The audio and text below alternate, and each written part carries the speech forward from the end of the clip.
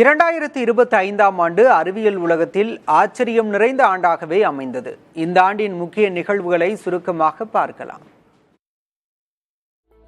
2025ஆம் ஆண்டில் கணைய புற்றுநோய் சிகிச்சைக்கான தடுப்பூசி ஆராய்ச்சியில் மிக முக்கியமான முன்னேற்றங்கள் ஏற்பட்டுள்ளன. ஒவ்வொரு நோயாளிக்கும் தனித்தனியாக தயாரிக்கப்படும் mRNA தடுப்பூசிகள் பெரும் வெற்றியை தந்துள்ளன.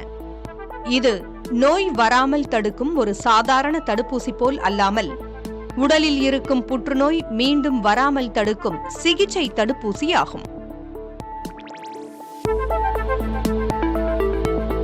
முதுமை என்பது தவிர்க்க முடியாத ஒன்றல்ல. அதை தகுந்த மரபணு மாற்றங்கள் மூலம் தாமதப்படுத்தலாம் என்பது 2025இல் உறுதிப்படுத்தப்பட்டுள்ளது. கலிபோர்னியா பல்கலைக்கழக ஆராய்ச்சியாளர்கள் ஆக்சிடாசின் மற்றும் ALK5 இன்ஹிபிட்டர் ஆகிய இரண்டையும் இணைத்து வயதான எலிகளுக்கு வழங்கியுள்ளனர். இந்த மருந்து கலவை வழங்கப்பட்ட எலிகளின் எஞ்சிய வாழ்நாள் சுமார் 73% அதிகரித்தது. இது மனிதர்களின் கணக்குப்படி 75 வயது முதியவர் மேலும் பல ஆண்டுகள் ஆரோக்கியமாக வாழ்வதற்கு சமம். குவாண்டம் பேட்டரி என்பது 2025ஆம் ஆண்டின் மிக முக்கியமான தொழில்நுட்ப மைல்கற்களில் ஒன்று. அணுக்களின் குவாண்டம் பண்புகளை பயன்படுத்தி இந்த வகை பேட்டரிகள் செயல்படுகின்றன. குவாண்டம் பேட்டரியின் அளவு அதிகரிக்க அதன் சார்ஜிங் வேகம் மேலும் அதிகரிக்கும். அதாவது, உங்கள் போன் அல்லது எலக்ட்ரிக் காரை வெறும் சில நொடிகளில் முழுமையாக சார்ஜ் செய்ய முடியும்.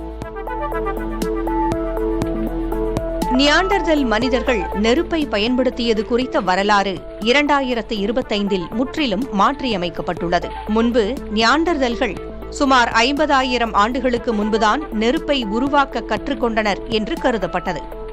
ஆனால் இங்கிலாந்தின் பான்ஹம் என்ற இடத்தில் கண்டெடுக்கப்பட்ட புதிய சான்றுகள் அவர்கள் 4 லட்சம் ஆண்டுகளுக்கு முன்பே நெருப்பை உருவாக்கி கட்டுப்படுத்தியதை உறுதி செய்துள்ளனர். மனிதர்களைப் போலவே தோற்றமளிக்கும் ரோபோக்களுக்கான விளையாட்டுப் போட்டித் தொடர் 2025இல் முதன்முறையாக சீனாவில் நடத்தப்பட்டது. 16 நாடுகளைச் சேர்ந்த 500 ரோபோக்கள் பங்கேற்றன. ஓட்டப்பந்தயம், கால்பந்து, குத்துச்சண்டை, ஜிம்னாஸ்டிக் என அனைத்திலும் ரோபோக்கள் அசத்தின. மனிதர்களைப் போல ரோபோக்களும் தானாகவே முடிவெடுக்கும் திறனை சோதிப்பதற்காக இந்த விளையாட்டுத் தொடர் நடத்தப்பட்டது.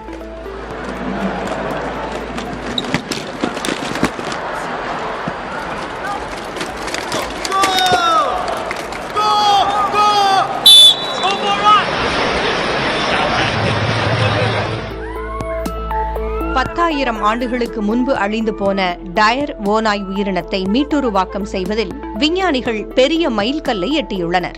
அமெரிக்காவின் கொலோசல் பயோசைன்சஸ் என்ற நிறுவனம் மரபணு மாற்ற தொழில்நுட்பத்தை பயன்படுத்தி 3 ஓநாய் குட்டிகளை உருவாக்கியது. 13,000 ஆண்டுகள் பழமையான ஒரு பல்லிலிருந்தும் 72,000 ஆண்டுகள் பழமையான மண்டை ஓட்டிலிருந்தும் எடுக்கப்பட்ட டயர் ஓநாயின் மரபணுக்களை பயன்படுத்தி இச்சாதனை நிகழ்த்தப்பட்டது. செவ்வாய் கிரகத்தில் பல பில்லியன் ஆண்டுகளுக்கு முன்பு நுண்ணுயிரிகள் வாழ்ந்திருக்கலாம் என்பதற்கான வலுவான ஆதாரங்கள் கிடைத்த ஆண்டாக 2025 அமைந்தது. நாசாவின் பெர்சிவரன்ஸ் ரோவர் செப்டம்பர் 2025இல் ஒரு மிக முக்கியமான பாறை மாதிரியை ஆய்வு செய்தது. அதில் நுண்ணுயிரிகளால் மட்டுமே உருவாக்கப்படக்கூடிய கரிம மூலக்கூறுகள் இருப்பது கண்டறியப்பட்டது. இதன் மூலம் செவ்வாய் கிரகத்தில் பல ஆண்டுகளுக்கு முன்பு ஒரு நதி ஓடியதும் அங்கு தண்ணீர் தேங்கி இருந்ததும் உறுதி செய்யப்பட்டுள்ளது. 2025இல் பிளாஸ்டிக் கழிவுகளை கையாளும் உயிரியல் தொழில்நுட்பத்தில் மிக முக்கியமான கண்டுபிடிப்புகள் நிகழ்ந்துள்ளன. புதிய ஆய்வின்படி உலகின் 80% கடல் பகுதிகளில் பிளாஸ்டிக்கை செரிக்கும் திறன் கொண்ட பாக்டீரியாக்கள் பரவியுள்ளன. இவை கடலில் உள்ள பெட் வகை பிளாஸ்டிக்கை தேடிப்பிடித்து உணவாக மாற்றிக்கொள்ளும். பிளாஸ்டிக் கழிவுகள் அதிகரிப்பதால் இயற்கையே அதற்கு எதிராக பரிணாமம் அடைந்து வருவதை இது காட்டுகிறது. ஆய்வகத்தில் வளர்க்கப்படும் மினி இதயங்கள் மருத்துவத்துறையில் மிகப்பெரிய புரட்சியை ஏற்படுத்தியுள்ளன. இவ்வகை மினி இதயங்களுக்குள்ளேயே சொந்தமாக இரத்த நாளங்கள் உருவாவதை விஞ்ஞானிகள் 2025இல் சாத்தியமாக்கியுள்ளனர். இதற்கு முன்பு இரத்த நாளங்கள் இல்லாததால் மினி இதயங்கள் 3 மில்லிமீட்டருக்கு மேல் வளர முடியாமல் இறந்துவிடும். இப்போது இரத்த நாளங்கள் இருப்பதால் இவை இன்னும் பெரியதாகவும் முதிர்ச்சியடைந்த நிலையிலும் வளர முடிகிறது. ஒரு முழுமையான இதயத்தை ஆய்வகத்தில் வளர்த்து மனிதர்களுக்கு பொருத்துவதே இதன் இறுதி இலக்கு. ஜப்பானின் கியோட்டோவில் உள்ள விஞ்ஞானிகள் கனவுகளை காட்சி வடிவில் கொண்டு வந்துள்ளனர்.